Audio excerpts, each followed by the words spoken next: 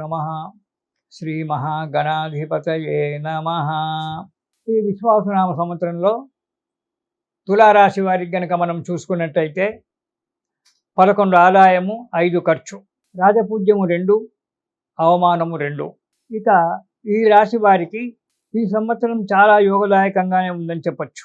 మొదటి 2 నెలలు అంటే ఏప్రిల్, మే, ఈ 2 నెలలు డబ్బు ఎక్కువగా ఖర్చు కావడానికి ఆస్కారం కనిపిస్తుంది. కానీ మే తర్వాత ఆర్థిక పరిస్థితి మెరుగుపడేటువంటి ఒక ఆస్కారం కనబడుతుంది.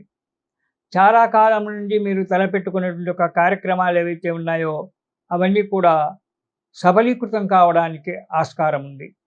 ఎన్నో ఆటంకాలతో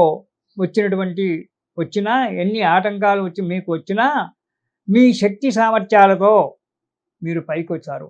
ఇంతకుముందు కూడా మీ శక్తి యొక్క స్వశక్తితోనే పైకొచ్చారు. ఇక ముందు కూడా ఎన్ని కార్యక్రమాలు, ఎన్ని ఆటంకాలు మీకు ఏర్పడినప్పటికైనా కానీ మీ స్వశక్తితో పైకి రావడానికి ఉంది. మీ కోరికలు నెరవేరే అవకాశం చాలా కనిపిస్తూ ఉంది. రాజకీయ రంగంలో ఉన్నవారికి విజయం కలగడానికి మంచి ఆస్కారం ఉంది.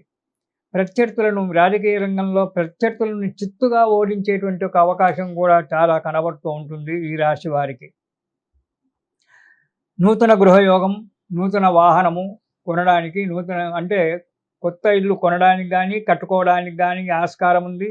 కొత్త వాహనం కొనడానికి కూడా ఆస్కారం ఏర్పడుతూ ఉంటుంది. వాహన యోగము, గృహయోగము 2 కూడా కనబడుతూ ఉన్నాయి ఈ రాశి వారికి.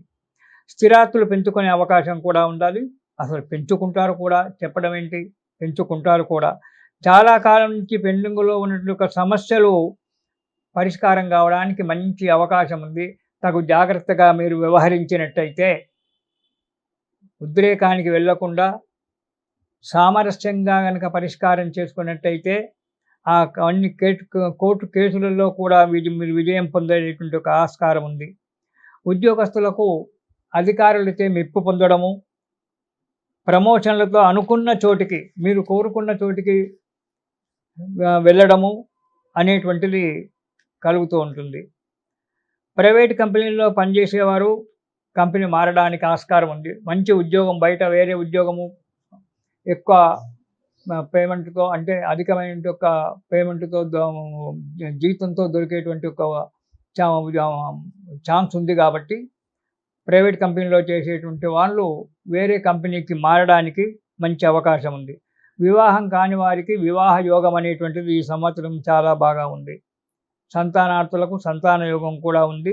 దాన్ని వైద్యులచే పరీక్ష చేయించుకొని దైవజ్ఞులతో చూపించుకుంటే మీకు ఈ సంవత్సరం సంతానం ఆలస్యమైనటువంటి వాళ్ళకు సంతాన యోగం కూడా కనబడుతుంటుంది.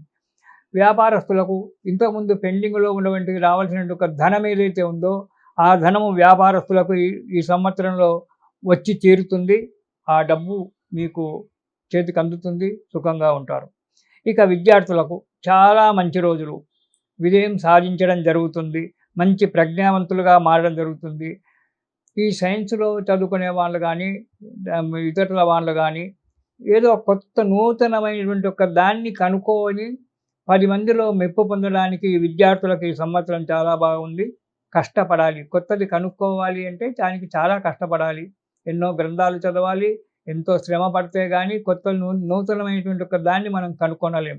అలా దాని ప్రయత్నం చేసినట్టయితే విద్యార్థులకు ఈ సంవత్సరం చాలా ఉన్నతమైనటువంటి ఒక రోజులు. చాలా మంచి కష్టపడ్డట్టయితే మంచి ప్రజ్ఞావంతులుగా, ప్రభుత్వంచే మంచి మన్ననలు, మన పాఠశాలలోనే కాకుండా పాఠశాలలోనే కాకుండా ప్రభుత్వము చేత కూడా మెప్పు పొందేటువంటి ఒక యోగ్యత ఈ సంవత్సరము ఈ కన్యారాశి యొక్క, తులారాశి యొక్క విద్యార్థులకు ఉన్నది. కాబట్టి తగు జాగ్రత్తగా వ్యవహరించండి. నిరుద్యోగులు పరిస్థితే ప్రభుత్వ సంస్థల్లో కానీ ప్రైవేట్ సంస్థల్లో కానీ ఉద్యోగం లభించేటువంటి ఒక యోగం కూడా ఉంది. భూమి వ్యాపారస్తులకు, ఇండ్లు కట్టి అమ్మేవారికి, అంటే బిల్డర్స్కు అనుకూలమైన వాతావరణం ఉంది ఈ సంవత్సరం. అంటే రియల్ ఎస్టేట్లో ఉండబడేటువంటి వారు కానీ, బిల్డర్స్ కానీ ఈ సంవత్సరము ఈ తులారాశి వారికి చేపట్టినట్టయితే వారికి అన్ని విధాల అనుకూలమైన ఒక వాతావరణం ఏర్పడుతూ ఉంటుంది. అయితే కొన్ని గ్రహాల సంచారాల వల్ల కొన్ని గ్రహాలు నిదానంగా ప్రయాణం చేస్తాయి, కొన్ని గ్రహాలు తొందరగా ఈ గ్రహాల వల్ల కొన్ని సమస్యలు ఒడిదుడుకులు మధ్య మధ్యన రావచ్చు. ఆ ఒడిదుడుకులు మధ్య మధ్యన వచ్చినప్పటికైనా సమస్యలు పరిష్కారం కావడానికి ఆస్కారం ఉంది. దాని గురించి దిగులు పడడానికి వీలు లేదు. ఎందుకంటే భగవంతుడు అనేటువంటి వాడు ఒకడున్నాడు. వాడు ఎన్నో రకాల మనల్ని ఆదుకుంటాడు. కంటికి కనబడడు గానీ అతని యొక్క పుష్యింగ్, అతని యొక్క ఆదరణ, ప్రేమ మన మీద ఎప్పుడూ ఉంటాయి. కాబట్టి అందుకే దైవాన్ని ప్రార్థించాలి అని చెప్పి అంటాను నేను. కాబట్టి మీకు సమస్యలు రావడానికి అన్నీ అంటే గ్రహాలు ఎప్పుడు తిరుగుతూ ఉంటాయి కాబట్టి ఆ గ్రహాలు తిరగడం వల్ల కొన్ని గ్రహాలు చెడు స్థానానికి రావడం వల్ల కొన్ని ఆటంకాలు రావచ్చు. అలాంటి ఆటంకాలు రాకుండా ఉండాలంటే గణపతి స్తోత్రం ప్రతిరోజు పారాయణం చేయండి.